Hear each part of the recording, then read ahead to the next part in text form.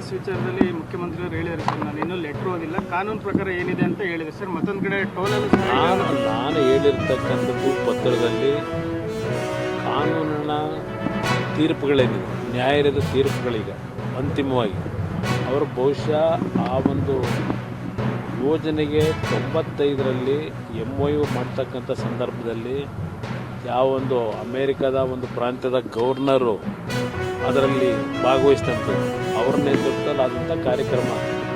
ನಂತರ 97ರಲ್ಲಿ ಒಂದು ಆಗಿನ ಸರ್ಕಾರ ಜೊತೆ ದೇವೇಗೌಡರು ಡೆಲ್ಲಿ ಹೊರಟೋದ್ರು. 95ರಲ್ಲಿ ಒಂದು MOU ಮಾಡಿ ನಂತರ ಬಂದಂಥ ಸರ್ಕಾರದಲ್ಲಿ ಹಲವಾರು ರೀತಿಯ ಮಾರ್ಪಾಡುಗಳನ್ನು ಈ ಒಂದು ಕಂಪನಿ ಮಾಡ್ಕೊಂಬಂದಂಥದ್ದು ಹೇಳಿ ಆ ಕಂಪನಿಗೆ ಶರಣಾಗಿದ್ದಾರೆ. ನಂತರದ ದಿನಗಳಲ್ಲಿ ಆ ಕಂಪನಿ ಏನೇನು ಬೇಕೋ ಎಲ್ಲ ರೀತಿ ದೋಚತಕ್ಕಂಥ ಕೆಲಸಕ್ಕೆ ಪ್ರಾರಂಭಿಕ ಹಂತದಲ್ಲೇ ಪ್ರಾರಂಭ ಏನಾಗಿದೆ.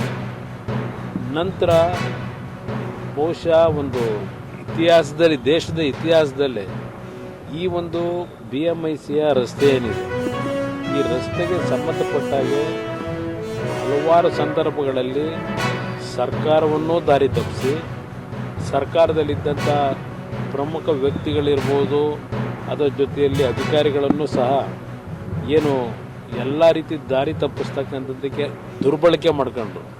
ಕೆಲವು ವ್ಯಕ್ತಿಗಳನ್ನು, ನಾನು ಎಲ್ಲರೂ ಅಂತ ಹೇಳೋದಿಲ್ಲ, ಕೆಲವು ವ್ಯಕ್ತಿಗಳನ್ನು ಆ ಸಂದರ್ಭದಲ್ಲಿ ದುರ್ಬಳಕೆ ಮಾಡಿಕೊಂಡು ಕೋರ್ಟ್ಗಳಲ್ಲಿ ತಪ್ಪು ಮಾಹಿತಿಗಳನ್ನು, ದಾಖಲೆಗಳನ್ನು ಕೊಡ್ತಕ್ಕಂಥದ್ರ ಮುಖಾಂತರ ನೂರಾರು ಕೇಸ್ಗಳಲ್ಲಿ ಅವರು ಪರವಾದಂಥ ತೀರ್ಪುಗಳನ್ನು ಪಡ್ಕೊಂಡಿದ್ದಾರೆ.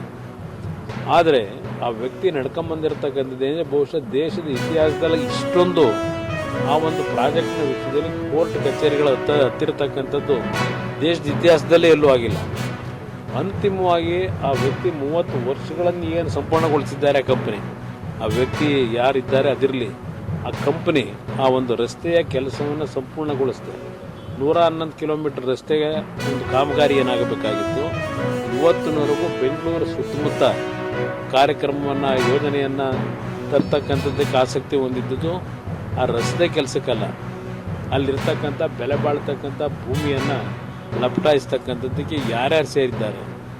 ಈಗ ನನಗೆ ಒಂದು ಮಾಹಿತಿ ಇದೆ, ಆ ಒಂದು ಯೋಜನೆಯನ್ನು ಆ ಕಂಪ್ನಿಯಿಂದ ಯಾರು ಈಗ ಅದನ್ನು ಟೇಕ್ ಓವರ್ ಮಾಡಲಿಕ್ಕೆ ಹೊರಟಿದ್ದಾರೆ, ಮುಖ್ಯಮಂತ್ರಿಗೆ ಕೇಳ್ತೀನಿ, ಯಾರು ಪಾಲಿದೆ, ಯಾರು ಅದನ್ನು ಈಗ ಟೇಕ್ ಓವರ್ ಮಾಡಲಿಕ್ಕೆ ಹೊರಟಿದ್ದೀರಿ, ಮುಖ್ಯಮಂತ್ರಿಗಳು ಹೇಳಬೇಕು. ಇವೆಲ್ಲ ಮಾಧ್ಯಮಗಳ ಮುಂದೆ ವೇದಿಕೆ ಮೇಲೆ ಭಾಷಣ ಮಾಡೋದು ಬೇರೆ, ಹುಟ್ಟು ಗುಣ ಇದೆಯಲ್ಲ ಈ ಮುಖ್ಯಮಂತ್ರಿ ಬಂದಿರತಕ್ಕಂಥ ಗುಣ. ಯಾಕೆಂದರೆ ಪಾಪ ಹೇಳಿದ್ದಾರೆ ಮೊನ್ನೆ, ಅವರೇನೋ ಈಗ ಮುಂದಿನ ತಲೆಮಾರುಗಳು ಇವತ್ತು ಖರ್ಚು ಮಾಡಿದ್ರು ಹಣ ಕರಗದೇ ಇರತಕ್ಕಂಥ ಆಸ್ತಿ ಮಾಡಿದ್ದೇನೆ ಅಂತ ಹೇಳಿದ್ದಾರೆ.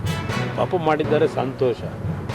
ಆದರೆ ಈಗಲೂ ಸಹ ಆ ಅಧಿಕಾರ ದುರುಪಯೋಗ ಪಡಿಸ್ಕೊಂಡು ವೇದಿಕೆ ಮೇಲೆ ನಾನು ಹರಿಶ್ಚಂದ್ರನಾಗ್ತೀನಿ, ಸತ್ಯ ಹೇಳ್ತೀನಿ, ನಾನಿನ್ನು ಭಾಳ ಪಾರದರ್ಶಕವಾಗಿ ಪ್ರಾಮಾಣಿಕವಾಗಿ ಇವತ್ತು ಈ ರಾಜ್ಯ ಆಳ್ತೀನಿ ಅಂತಕ್ಕಂಥದ್ದೇನೆ ಹೇಳ್ತಾರಲ್ಲ, ಅದು ಹುಟ್ಟುಗುಣ ಹೋಗೋದಿಲ್ಲ. ನನಗೆ ಇರ್ತಕ್ಕಂಥ ಒಂದು ಮಾಹಿತಿ, ಯಾರು ಇದನ್ನು ಟೇಕ್ ಓವರ್ ಮಾಡೋಕ್ಕೆ ಹೋಗಿದ್ದಾರೆ, ಏಕೆಂದರೆ ಭಾಳ ದೇವರ ಭಕ್ತರಲ್ವೇ ಇವರು. ನಾನು ಈ ದೇವಸ್ಥಾನದ ಸನ್ನಿಧಾನದಲ್ಲಿ ನಿಂತ್ಕೊಂಡೇ ಹೇಳ್ತಾ ಇದ್ದೀನಿ, ಇದರಲ್ಲಿ ಆ ಕಂಪನಿ ಮಾಲೀಕರಿಂದ ಯಾರು ಟೇಕ್ ಓವರ್ ಮಾಡಲಿಕ್ಕೆ ಹೊರಟಿದ್ದಾರೆ ಅಂತಕ್ಕಂದ್ರೆ ಎಚ್ಚರಿಕೆ. ನಾವಿರ್ತಕ್ಕಂಥದ್ದು ಈ ರಾಜ್ಯದಲ್ಲಿ ಒಂದು ವಿರೋಧ ಪಕ್ಷದಲ್ಲಿ ಇವತ್ತು ಯಾವ ಒಂದು ಸರ್ಕಾರದ ದುರ್ಬಳಕೆ ಮಾಡ್ತಕ್ಕಂಥ ವಿಷಯಗಳಲ್ಲಿ ನೋ ಕಾಂಪ್ರಮೈಸ್ ನಮ್ಮ ಕುಟುಂಬದಲ್ಲಿ. ನಾನು ಈ ನಾಡಿನ ಜನತೆಗೆ ಹೇಳ್ತೀನಿ, ಯಾರು ತಪ್ಪು ತಿಳ್ಕೊಳ್ತಕ್ಕಂಥದ್ದು ಅವಶ್ಯಕತೆ ಇಲ್ಲ. ರಾಜ್ಯದಲ್ಲಿ ಅಧಿಕಾರಕ್ಕೆ 106 ಜನ ಬಂದೋಗಿದ್ದಾರೆ. ಪಾಪ ನಮ್ಮ ರಾಜ್ಯದ ಮುಖ್ಯಮಂತ್ರಿಗಳು ಭಾಳ ಎಲ್ಲ ಮುಖ್ಯಮಂತ್ರಿಗಳನ್ನು ಮೊನ್ನೆ ಪಾಪ ನೆನಪಿಸ್ಕೊಂಡು ಭಾಷಣ ಮಾಡಿದ್ದಾರೆ. ಆ ಬಂದಂಥ ಮುಖ್ಯಮಂತ್ರಿಗಳನ್ನ ನೆನೆಸ್ಕೊಂಡೇ ಮಾತಾಡಿದ್ದೀರಿ. ಅವ್ರಿಗೇನಾದರೂ ಗೌರವ ತರಬೇಕಾದ್ರೆ ಮುಂದಕ್ಕಾದರೂ ಈ ರಾಜ್ಯದ ಸಂಪತ್ತನ್ನು ಉಳಿಸ್ತಕ್ಕಂಥದ್ದಕ್ಕೆ ಏನು ಕಾರ್ಯಕ್ರಮದಲ್ಲಿ ನಿಮ್ಮ ಒಂದು ಅಧಿಕಾರ ಕೊಟ್ಟಿದ್ದಾರೆ, ಇವತ್ತು ಆ ಅಧಿಕಾರವನ್ನು ದುರ್ಬಳಕೆ ಮಾಡ್ಕೊಳ್ಳೋದೇ ಈಗಲಾದರೂ. ಇವತ್ತೇನು ಕೋರ್ಟ್ನಲ್ಲಿ ಹೇಳಿದ್ದಾರೆ, ಈಗಾಗಲೇ ಒಂದು ತೀರ್ಪಿನಲ್ಲೇ ಬರೆದಿದ್ದಾರೆ. ಇದು ಬಹುಶಃ ದೇಶದ ನಮ್ಮ ಕರ್ನಾಟಕ ರಾಜ್ಯದ ಇತಿಹಾಸದ ಒಂದು ಸ್ಕ್ಯಾಂಡಲ್ ಅಂತ ಹೇಳಿ ಅವ್ರು ಹೇಳಿದ್ದಾರೆ. ಕೋರ್ಟ್ನ ಒಂದು ತೀರ್ಪು ಕೊಡಬೇಕಾದ್ರೆ ಅದ್ರ ಜೊತೆಗೆ ಇಲ್ಲೀಗಲ್ ಆಗಿ ಟೋಲ್ ಕಲೆಕ್ಷನ್ ಆಗ್ತಾ ಇದೆ.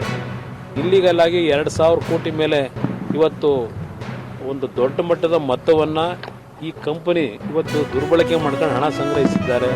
ಇದು ಎಲ್ಲ ರೀತಿಯ ತೀರ್ಪೇನಿದೆ. ಇನ್ನೂ ಪಾಪ ಈಗಾಗಲೇ 1 ತಿಂಗಳ ಹತ್ರ ಬಂತು, 20 ದಿನ ಆಗಿದೆ ತೀರ್ಪು ಬಂದು. ಏನು ಕ್ರಮ ತಗೊಂಡಿದ್ದೀರಿ ಈ ಸರ್ಕಾರದಲ್ಲಿ? ನೆನಪಿಸ್ಲಿಕ್ಕೆ ಮೊನ್ನೆ ಪತ್ರ ಬರೆದಿದ್ದಾರೆ. ಏನು ನೋಡ್ತಾರೆ, ಏನು ಮಾಡ್ತಾರೆ ನೋಡೋಣ ಅಂತೇಳಿ. ಯಾಕೆಂದರೆ ಟೇಕ್ ಓವರ್ ಮಾಡ್ತಕ್ಕಂಥ ಒಂದು ಕೆಲವು ಚರ್ಚೆ ನಡೀತಿರೋದನ್ನ ಸ್ವಲ್ಪ ದಿವಸ ನಿಲ್ಲಿಸ್ಕೊಳ್ಳಿ. ಯಾರು ಟೇಕ್ ಓವರ್ ಮಾಡೋಕೆ ಹೊರಟಿದ್ದೀರಿ? ಸರ್ಕಾರಕ್ಕೆ ಟೇಕ್ ಓವರ್ ಮಾಡ್ತಿರೋ, ಇಲ್ಲ ಸರ್ಕಾರದ ಮುಖ್ಯಸ್ಥರಾಗಿ ಮುಖ್ಯಮಂತ್ರಿಗಳು ನೀವೇ ಟೇಕ್ ಓವರ್ ಮಾಡ್ಕೊಂಡ್ಬಿಡ್ತಿರೋ ನಿಮ್ಮ ಕಂಪ್ನಿಗೆ ಇಟ್ಕೊಂಡಿದ್ರಲ್ಲ ಕೆಲವ್ರನ್ನ. ಇದೆಲ್ಲ ನಡೀತಿರೋದು ನನಗೂ ಗೊತ್ತಿದೆ. ಅದರಿಂದ ಇದನ್ನು ನೆನಪಿಸ್ಲಿಕ್ಕೆ ಈ ರಾಜ್ಯದ ಆಸ್ತಿ ಅದು ರೈತರ ಭೂಮಿ.